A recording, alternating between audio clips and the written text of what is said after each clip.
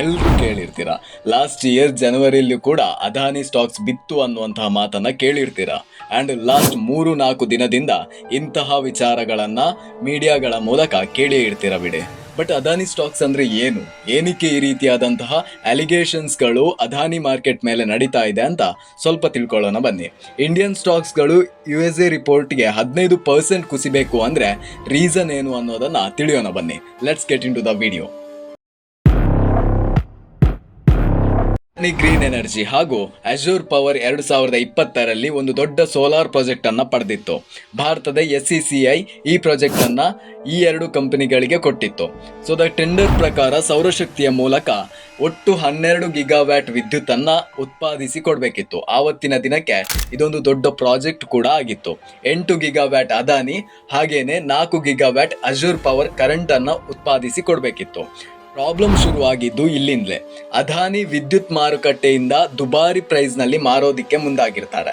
Indian market ನಲ್ಲಿರುವಂತಹ ಎಲ್ಲರೂ ಕೂಡ ಬುದ್ಧಿವಂತರೆ.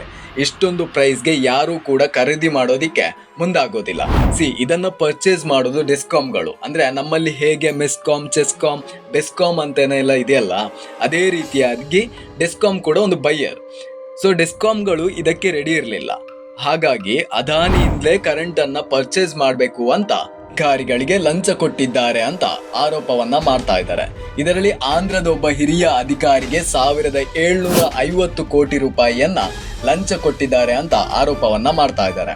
ಇಷ್ಟೆಲ್ಲ ವಿಚಾರಗಳಿಗೆ USA ಅಂದ್ರೆ ಅಮೆರಿಕ ಏನಕ್ಕೆ ತಲೆ ಹಾಕ್ತಿದೆ? ಅಜೂರ್ ಪವರ್ ಇಂಡಿಯಾದಲ್ಲಿ ಇದ್ರೂ ಕೂಡ USA ರಿಜಿಸ್ಟರ್ ಆಗಿರುವಂಥದ್ದು. ಅಜೂರ್ ಪವರ್ನ ಮ್ಯಾನೇಜ್ಮೆಂಟ್ ಸಡನ್ ಆಗಿ ಚೇಂಜ್ ಆಗುತ್ತೆ. ಈ ಚೇಂಜ್ ಆದಂತಹ ಟೈಮ್ನಲ್ಲಿ ಕೆಲವೊಂದು ವಿಚಿತ್ರ ಡೀಲಿಂಗ್ ಅನ್ನ ಗಮನಿಸಿ ಈ ಅಲಿಗೇಷನ್ ಅನ್ನ ಮಾಡಿದೆ ಅಂತ USA ಮೂಲಗಳು ತಿಳಿಸ್ತವೆ. ಇನ್ನ ಅದಾನಿ ಸ್ಟಾಕ್ಸ್ ಬಗ್ಗೆ ಹೇಳಬೇಕು ಅಂದ್ರೆ ಸ್ಟಾಕ್ಗಳು ಪ್ರಪಾತಕ್ಕೆ ಇಳ್ತಿದೆ. ಕೇವಲ ಈ ಅಲಿಗೇಷನ್ಗಳು ನಡೆದ 5-6 ಗಂಟೆಗಳಲ್ಲಿ ಇಷ್ಟೊಂದು ಪ್ರಮಾಣವಾದ ಸ್ಟಾಕ್ಸ್ಗಳು ಕುಸಿತ ಕಂಡಾಗ ನಮ್ಮ ದೇಶದ ಸ್ಟಾಕ್ಸ್ ಇನ್ನೊಬ್ಬರ ರಿಪೋರ್ಟ್ ಮೇಲೆ ಡಿಪೆಂಡ್ ಆಗಿದ್ಯಾ ಅಂತ ಅನ್ಸುತ್ತೆ.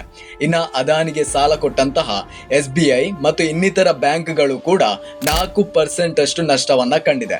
ಇನ್ನ ಇದಕ್ಕೆ ಅದಾನಿ ರಿಪ್ಲೈ ಹೇಗಿದೆ ಅಂದ್ರೆ ಇದೆಲ್ಲವೂ ಅಲಿಗೇಷನ್ಸ್ಗಳು ಅಷ್ಟೇ, ಇದಕ್ಕೆ ಕಾನೂನು ಹೋರಾಟವನ್ನ ನಡೆಸುತ್ತೇವೆ ಎಂದು ಇದಕ್ಕೆ ತಲೆಬುಡೆ ಇಲ್ಲ ಎನ್ನುವಂತಹ ರೀತಿಯಲ್ಲಿ ಹೇಳಿದ್ದಾರೆ. ಇನ್ನ ಕೆಲವೊಂದು ವಾರಂಟ್ ಇಶ್ಯೂ ಆಗಿದೆ ಅನ್ನುವಂತಹ ವರದಿಗಳು ಕೂಡ ಬಂದಿವೆ. ಬಟ್ ಇದು ಇಲ್ಲಿಯವರೆಗೆ ಯಾವುದೇ ರೀತಿಯಾಗಿ ಅಧಿಕೃತವಾಗಿಲ್ಲ. ಅದಾನಿ ಸ್ಟಾಕ್ಸ್ ಪತನವಾಗುವ ಲಕ್ಷಣಗಳು ಪಾಸ್ಟ್ ಜನವರಿ 2023ರಲ್ಲೂ ಕೂಡ ಕಂಡಿತ್ತು. ಆದ್ರೆ ಅದಕ್ಕೆಲ್ಲ ತಲೆ ಕೆಡಿಸಿಕೊಂಡಿರಲಿಲ್ಲ ಈ ಅದಾನಿ. ನಿಮಗೆ ಅರ್ಥವಾಗೋದಿಕ್ಕೆ ಕೆಲವೊಂದು ನಂಬರ್ಸ್ಗಳನ್ನ ಇಲ್ಲಿ ನಾನು ಹೇಳಿಲ್ಲ. ಸೊ ದ ಬೇಸಿಕ್ ಅಲಿಗೇಷನ್ಸ್ಗಳು ಏನಿಲ್ಲಿ ವಿವಾದಗಳಾಗ್ತಿದೆ ಅನ್ನೋದನ್ನ ಮಾತ್ರ ಇಲ್ಲಿ ತಿಳಿಸಿದ್ದೇನೆ. ಮುಂದೆ ಏನಾದರೂ ಈ ರೀತಿಯಾದಂಥ ವಿಡಿಯೋ ಬೇಕು ಅಂತ ಹೇಳಿದ್ರೆ ದಯವಿಟ್ಟು ಕಮೆಂಟ್ ಅನ್ನ ಮಾಡಿ. ನಿಮ್ಮ ಭೇಟಿ ಮುಂದಿನ ವಿಡಿಯೋದಲ್ಲಿ. ಧನ್ಯವಾದಗಳು.